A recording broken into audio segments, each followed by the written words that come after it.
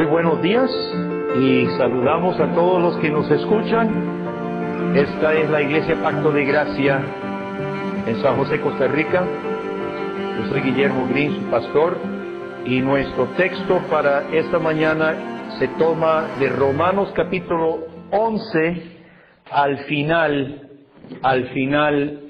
del capítulo.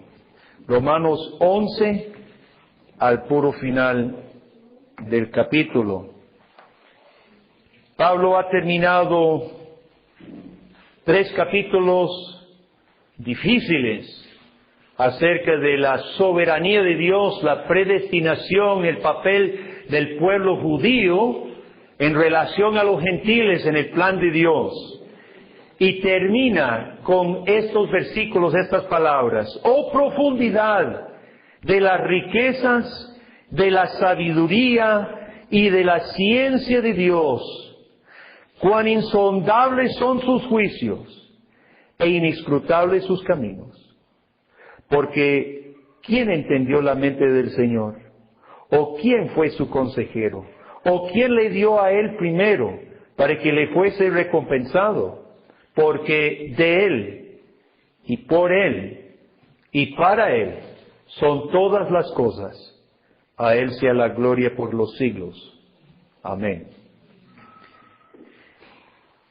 En el tiempo de Martín Lutero, hoy estamos conmemorando algunos aspectos de la Reforma Protestante en el siglo XVI, y viendo que tienen relación con nuestros propios tiempos. En el siglo XVI había una gran confusión en cuanto a quién controlaba el destino del hombre. ¿Era Dios o eran los demonios? ¿Eran los hombres? ¿El Papa? Esa confusión se había dado inicio hacía siglos antes del siglo XVI, y había llegado a ¿cómo llamarlo? A una crisis en Europa de fe. Había un evangelio demasiado antropocéntrico y una iglesia demasiado antropocéntrica. Ahora, la ignorancia del evangelio, la ignorancia de la palabra de Dios y la ignorancia de Dios mismo, obviamente conducía a vidas que no aprovechaban la sana doctrina del Señor, vidas que no podían afianzarse sobre el carácter de Dios, el conocimiento de Dios, y vidas personales no afianzadas bien sobre la palabra de Dios llevaba a sociedades caóticas, violentas, llenas de pobreza, porque todo va junto. Leyendo, el año pasado leí las actas de todos los sínodos de las iglesias reformadas en el siglo XVI. Que nadie piense que el siglo XVI y la Reforma Protestante fuera una edad de oro. Fueron tiempos terribles, guerras, inmoralidades, perversiones, desbarajustes de la familia. Eran tiempos muy difíciles. Sin embargo, había irrumpido luz. Había caído la palabra de Dios. Y había comenzado un proceso de Dios de reforma, de renovación, de restauración del sano evangelio y de una iglesia reformada.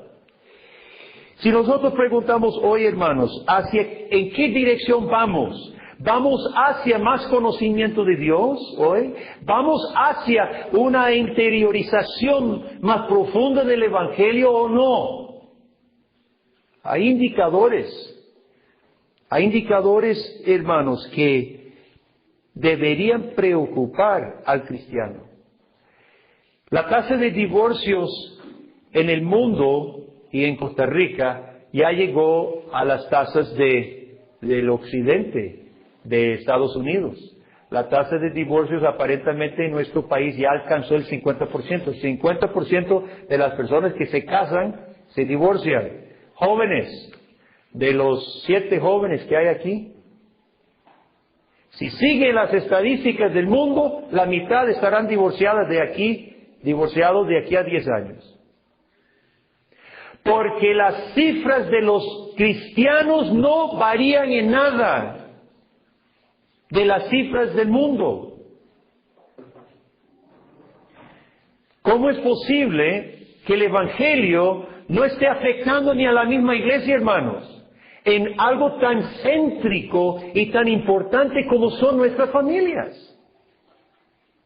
Esto solo para empezar. Podríamos hablar del ascenso de las perversiones aceptadas hoy y que afecta también a la iglesia, a la aceptación de las inmoralidades en la iglesia. El amor fraternal acrecienta, se crece en su fervor o se enfría entre nosotros, hermanos, entre la población general y entre la iglesia. Yo diría que en muchos casos, si antes en Costa Rica usted se paraba en el camino, en la calle, porque a mí me pasó, y varios hombres se bajan de su carro para ayudarte a colocar el carro al lado, ahora se bajan para pelear porque usted está obstruyendo la calle. El amor fraternal no es más, es menos. ¿Qué tiene que ver nuestro pasaje entonces, hermanos, con todo esto? Tiene mucho que ver. Pablo termina esta parte de Romanos en un canto de alabanza. Él exclama: oh profundidad de la riqueza, de la sabiduría y de la ciencia de Dios. Oh profundidad, cuán inescrutables son sus caminos, dice Pablo. Hermanos, en primer lugar, abrazar la soberanía de Dios. Porque de eso está hablando Pablo. El Dios es soberano, el Dios del cielo, el Dios verdadero, es absolutamente soberano, sabio, trasciende nuestros caminos, trasciende nuestro poder, trasciende nuestra sabiduría. Y abrazar a la fe en este Dios soberano, hermanos, nos lleva a tener un temor reverente.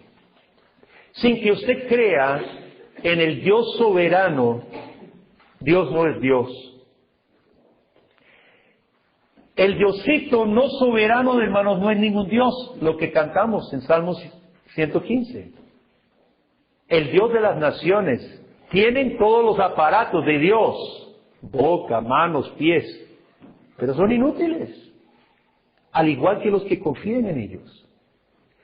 El Dios del cielo, dice Salmos 115, y Pablo lo reafirma, hace lo que Él ha querido, absolutamente soberano.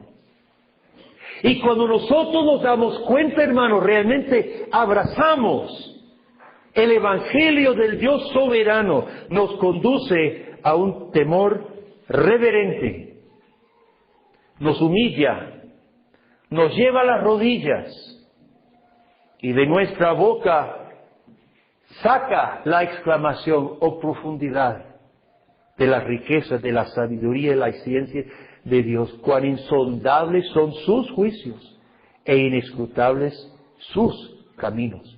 El contexto inmediato es el plan eterno y soberano de Dios. Pablo termina hablando del Evangelio respondiendo a la inquietud. Entonces, los israelitas, ¿qué pasó con ellos? Si ellos han rechazado a Cristo para que el Evangelio vaya a los gentiles, y es por fe, no es por ser hijo de Abraham, no es por ser circuncidado, desde Romanos capítulo 3 y capítulo 4, si es por la mera fe. Y Pablo les recuerda a todos que Abraham fue justificado antes de ser circuncidado. Y si es por la fe, entonces, ¿qué pasa con los israelitas? Y Pablo dedica 3 capítulos de 9 a 11 hablando del plan de Dios. Es un tema difícil. Dios había prometido que ese pueblo era suyo. Ahora son rechazados, son cortados. Y Pablo habla de que no fueron cortados del todo, fueron endurecidos en parte, para que viniera Cristo el Evangelio a los gentiles. Y luego los que son elegidos de Dios, el remanente elegido de Dios, serán salvos también junto con los gentiles. Y Pablo termina esta parte hablando de un tema difícil, del plan de Dios, de la predestinación de Dios. Él termina exclamando, es demasiado, qué profundidad, qué grandeza. La sabiduría y los caminos de Dios son inescrutables. Y Pablo cae de rodillas y solo puede adorar. Su reacción es adoración. ¿Cuál es nuestra reacción cuando no entendemos al Dios soberano? Algunas veces no es adoración, ¿verdad? Cuando no entendemos y cuando no le gusta lo que Dios está haciendo en su vida, ¿cuál es su reacción? ¿Adora? Difícilmente. Pablo adoró. Pablo no comprendía todo. Pablo mismo era judío. Pablo estaba triste por el endurecimiento de su propio pueblo. Pablo dice, yo quisiera ser cortado yo, si mi pueblo pudiera salvarse. Pablo no entendía, pero su reacción fue adoración. Hermano, ante el Dios soberano, cuyos caminos son inescrutables y su sabiduría es más grande que la nuestra, Dios pide adoración. Caigamos de rodillas y adoremos. Cuando no nos humillamos delante de Dios, cuando no tememos a Dios, ¿a quién temeremos? El hombre está lleno de temores desde que Dios nos sacó del Edén. Aún en los países ateos que dicen no creer en Dios, ¿sabe qué? La tasa de suicidios es altísimo. Y el uso de drogas, un problema. ¿Qué hace el suicidio? No confronta la vida. ¿Qué hacen las drogas? Adormecen para no tener que pensar en la vida. Tememos la vida. Yoga. Los que andan diciendo armonía y paz, ¿por qué tienen que buscar su yoga y su armonía y su paz? Porque no la tienen. La está buscando. Si no es Dios, hermanos, nuestra absoluta tranquilidad y paz. Temeremos otras cosas. Temeremos a los hombres. Temeremos a los demonios. Temeremos la fortuna, el destino, al azar. Temeremos, hermanos. Desde que el hombre abandonó a su Creador está lleno de temores, porque sabe que no controla la vida. Pero el cristiano puede descansar en su Dios soberano. Aunque no comprenda, de hecho no comprenderemos. Aunque no comprendamos los caminos inescrutables de Dios, podemos descansar en Él y podemos adorar. Eso es lo que Pablo hace. Él adora. A Él sea la gloria por los siglos. Amén. En segundo lugar, la soberanía de Dios nos ayuda a aceptar la corrección de Dios y a colocar su palabra como regla. ¿Nos gusta aceptar la corrección de Dios? Duele. Dice el autor de los Hebreos, ninguna disciplina es agradable. No, la disciplina no es agradable. Ningún hijo entra a la casa y dice, papá, necesito que me faje porque me porté mal. Generalmente cuando los chicos son pequeños y la mamá saca la cuchara de madera, mi mamá tenía una cuchara de madera, ya empiezan a llorar con solo ver la faja. Los viejos tenían la faja o algo guindando, el chilillo, y la bajaba ya de la pared, y ya empezaban a aullar los chiquillos. Ya antes ni siquiera les había puesto un dedo y ya estaban llorando. No nos gusta la corrección, pero ¿sabe qué, hermanos? Vea lo que Pablo dice aquí. Cuán insondables son sus juicios, inescrutables sus caminos. ¿Quién entendió la mente del Señor? ¿O quién fue su consejero? ¿Quién le dio a él primero para que le fuese recompensado? De Él, por Él y para Él son todas las cosas. Cuando nosotros creemos en ese Dios que todo lo sabe, todo lo puede y todo lo hace para su gloria y nos ha tomado a nosotros por misericordia. Podemos descansar en las correcciones de este Dios misericordioso. Los judíos, arribita en capítulo 11, Pablo dice, han tropezado los de Israel para que cayesen en ninguna manera. Por su transgresión vino la salvación a los gentiles para provocarles, a los judíos, a celos. Y si su transgresión es la riqueza del mundo y su defección la riqueza de los gentiles, cuánto más su plena restauración. Si los judíos son para bendición de los gentiles, porque crucificaron a Cristo, ¿cuánto más sería bendición si ellos retornan a Cristo? Entonces Pablo, en la soberanía de Dios, puede ver que la corrección de Dios, aún el rechazo de los judíos a Cristo, puede redundar en las vidas de algunos para salvación, porque Cristo tenía que morir, Cristo tenía que ser crucificado. Creer en el Dios soberano, hermano, que está conduciendo este mundo según un plan sabio, nos ayuda a aceptar su disciplina. Dios sabe lo que hace, y si somos suyos, todo lo que hace en nuestra vida es para nuestro bien y para su gloria. Dios no nos maltrata. A veces tiene que haber leyes en los países contra el maltrato, porque hay padres que no disciplinan, hay padres que se les pasa la mano y en maltrato, y maltratan, y todos los días en las noticias de todos los países del mundo se encuentran. Vi una noticia, ni siquiera lo abrí, no lo leí. Mujer o hombre encontrado en una tienda con infante muerto en una bolsa plástica. Ahí lo andaba. Ni siquiera lo leí porque no me interesó. Todos los días escuchamos y leemos de atrocidades contra los niños. Dios no es así. Dios, cuando nos corrige, hermano, es en amor. Y creer en un Dios soberano que permitió todo, así como pasó, Dios lo permitió. Dios lo condujo. Dios lo hizo. Nos ayuda a recibir la corrección. Nos ayuda a recibir la corrección. Cuando entré a la cárcel en Quito, Ecuador, el que pastorea el grupo afuera es un pastor reformado. ¿Y sabe lo que me sorprendió con todos los miembros de la iglesia reformada al interior de la cárcel de Quito? ¿Sabe lo que me sorprendió? Todos me dijeron, yo estoy aquí porque hice tal y tal cosa y ahora estoy pagando 8 años. El otro, colaboré en un asalto donde murió gente y tengo 15 años. Yo he entrado a varias cárceles y generalmente es una regla de que los reos no comparten su crimen menos con extranjeros.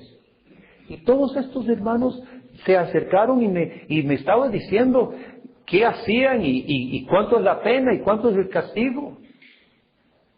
¿Sabe por qué? Precisamente porque habían comprendido de que su Dios, uno me dijo, el líder me dijo, es un joven muchacho, Alfonso, me dijo, Dios permitió que yo lo hiciera para traerme aquí, para conocerle, porque allá afuera yo nunca buscaría a Dios, y aquí llegué a conocerle. No importa, yo estoy preso, pero mi alma es libre. Él dijo, hermanos, creer en la soberanía de Dios nos ayuda a aceptar la corrección de Dios. ¿Se acuerda Salmo 119 que predicamos hace unos domingos? Bueno me fue ser humillado para que aprenda a amar tus estatutos. Bueno me fue haber sido humillado, dice el salmista, para aprender a amar tus estatutos. En tercer lugar, hermanos, la soberanía de Dios nos lleva a una profunda humildad y comprensión de nuestra dependencia total de Él. Repito, la soberanía de Dios nos lleva a una profunda humildad y comprensión de nuestra dependencia total de Él. En versículo 36, Pablo dice, de Dios, por Dios y para Dios son todas las cosas. Ahora ustedes conocen el libro de Romanos. El libro de Romanos es posiblemente el libro más sistemático del Evangelio. Pablo ha venido hablando del Evangelio, su esencia, de nuestra total incapacidad de salvarnos a nosotros mismos, ni siquiera queremos. Dice Romanos 3, no hay quien busque a Dios, ninguna. Aún se hicieron inútiles, no quieren, ni siquiera quieren. Y aún siendo enemigos, Cristo murió por nosotros, dice Pablo en Romanos 5. Pablo ya ha explicado ese Dios soberano. Y Pablo ha explicado que los que antes Dios conoció, los predestinó para que fuesen hechos conformes a la imagen de su Hijo, para que Él sea el primogénito entre muchos hermanos. Y a los que predestinó, a estos también llamó. Y a los que llamó, a estos justificó. Y a los que justificó, a estos también glorificó. Pablo ha hablado de un Dios soberano que, tomando pecadores rebeldes que no lo buscaban, no solo los predestinó por gracia, sino a su momento los llamó. Nos regeneró, les dio fe para poder creer. Los justificó. Los santificó. Y los glorificará. Tan seguro que Pablo lo pone en el pasado. Los glorificó también. Ahora, hermano, ¿a qué nos lleva este conocimiento? Sabiendo lo que somos, rebeldes, éramos enemigos de Dios.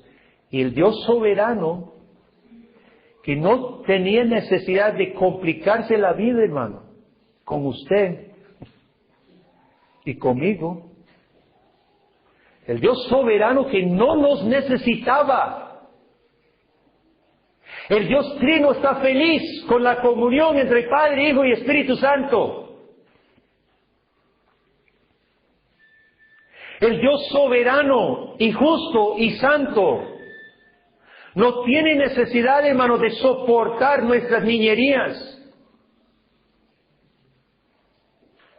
Y este Dios se dignó no solo de amarnos, sino de enviar a su Hijo para que muriera en nuestro lugar. Oh, hermanos, si usted comprende verdaderamente al Dios soberano, santo, justo, que no tenía necesidad de soportar las rebeldías de pueblos rebeldes, usted también diría con Pablo, oh profundidad de las riquezas y de la sabiduría de la ciencia de Dios. Cuán insondables son sus caminos. Su misericordia no conoce fin. Hermano, la soberanía de Dios nos conduce a una profunda humildad. ¿Qué debe morir en nosotros, hermanos? Nuestro individualismo, nuestra autonomía. Cuando nosotros tomemos la casa, pero se aplica a cualquier ámbito de nuestra vida.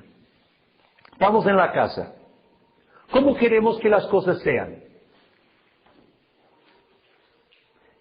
La mayoría de nosotros queremos que las cosas sean como yo quiero. ¿Qué realmente deberíamos pensar? Deberíamos querer que las cosas sean como Dios quiere. Yo estoy seguro que en medio de cualquier situación, si llegara el pastor y lo encuentra a usted disgustado por alguna circunstancia, y el pastor le dijera, hermano, hermana, en esta circunstancia, dígame, ¿qué es lo que Dios querría? ¿Qué diría Jesús si Jesús entrara? Estoy casi seguro que usted me podría dar la respuesta correcta. No es que no sepamos, sí sabemos. Hermano, la soberanía de Dios debe llevarnos a una humilde comprensión y sumisión a su misericordia. Y para eso debe morir la autonomía mía, ese individualismo mío, lo que aquí decimos el yo-yo.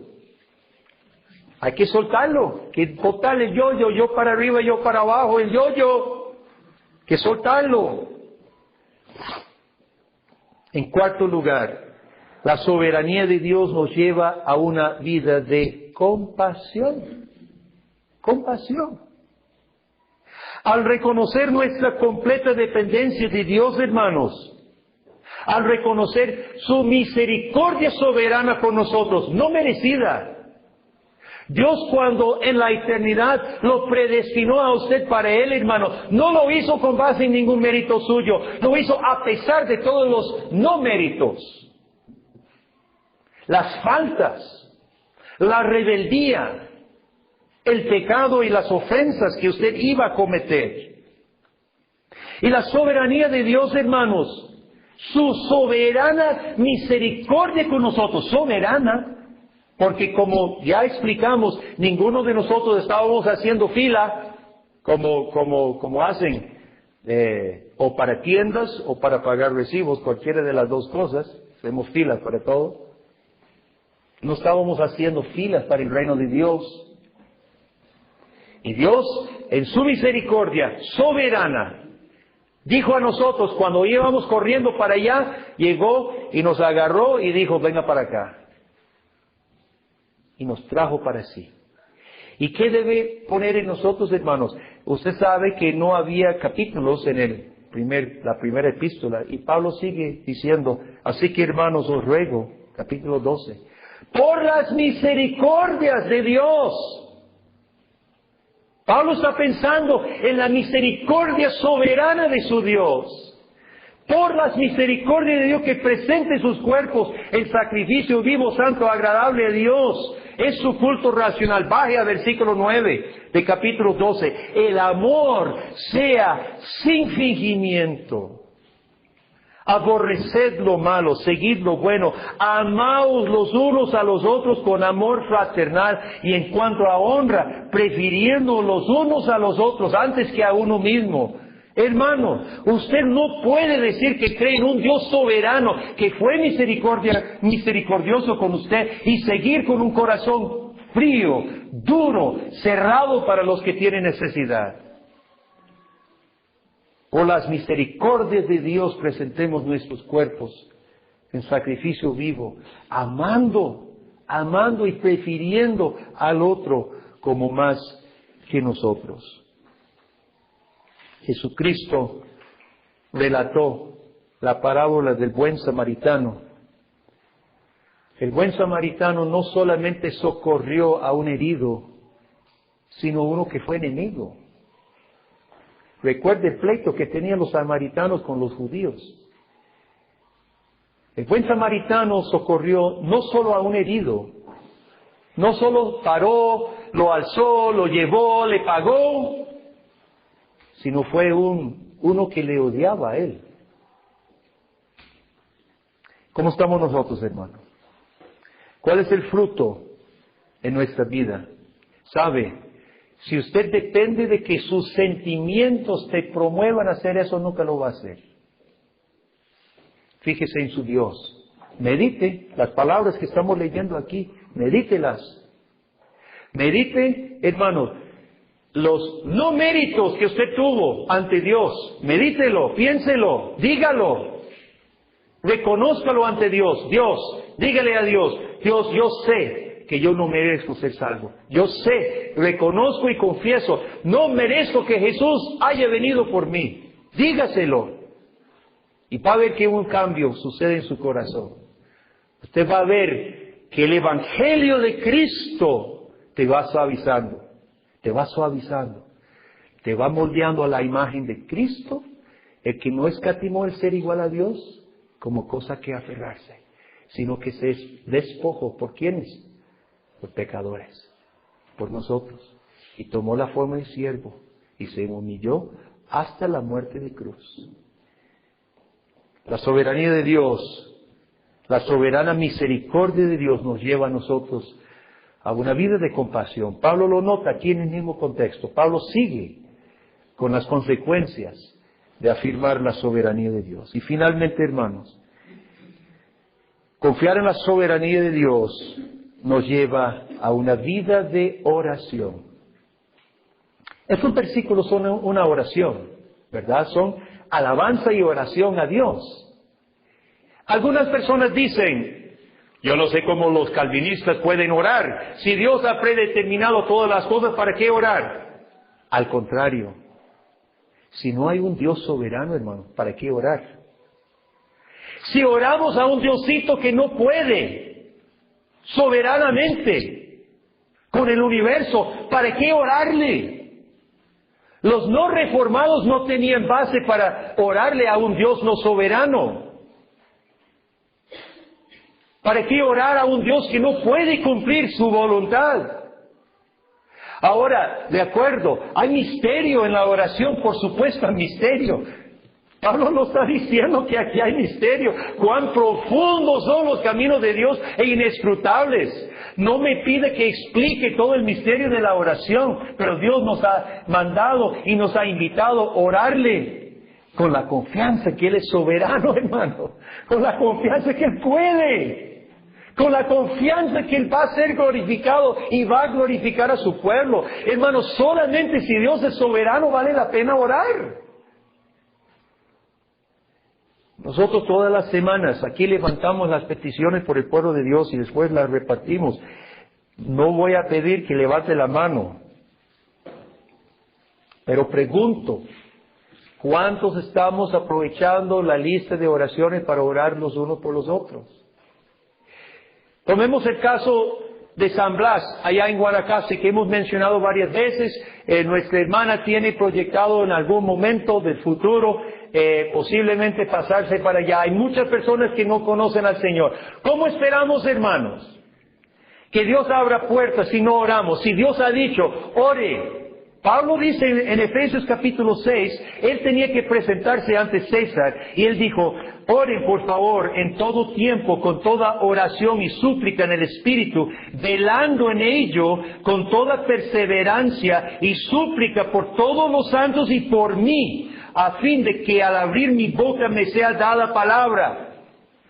Pablo es el que más creía en la soberanía de Dios y el que más instaba la oración.